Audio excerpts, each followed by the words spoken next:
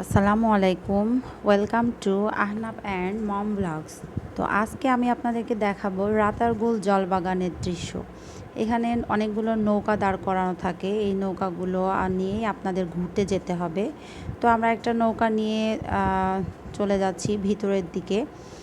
এখানে কিন্তু এটা কিন্তু গোয়াইনঘাটে অবস্থিত, সিলেটের গোয়াইনঘাটে এই রাতারগুল জলবাগানটি। এখানে ছোট ছোট কিছু গাছপালা আছে যেগুলোকে রাতা গাছ বা পাটি গাছ বলে, আর এই রাতা গাছ থেকেই কিন্তু রাতারগুল নামকরণ করা হয়। এটাকে বাংলাদেশের অ্যামাজনও বলা হয়। এই গাছগুলো 6 থেকে 7 মাস পানির নিচে বেঁচে থাকতে পারে।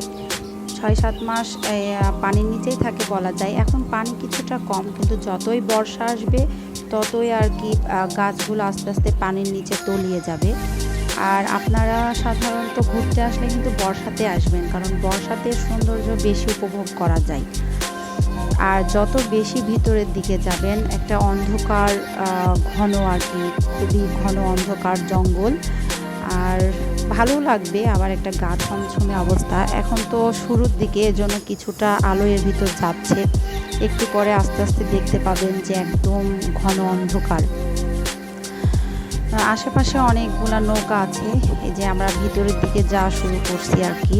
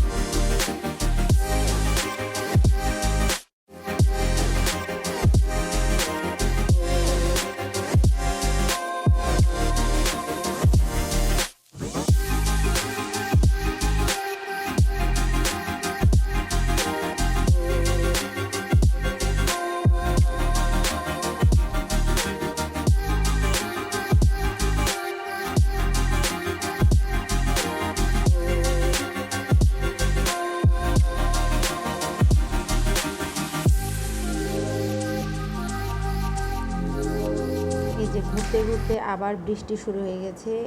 এখানে আসলে কখন বৃষ্টি শুরু হয়ে যায় বলা যায় না। তো যাই হোক, আপনারা সরাসরি এসে যে উপভোগ করতে পারবেন সৌন্দর্যটা, সেটা আসলে কোথাও ভিডিও বা দেখে এভাবে উপভোগ করা যায় না।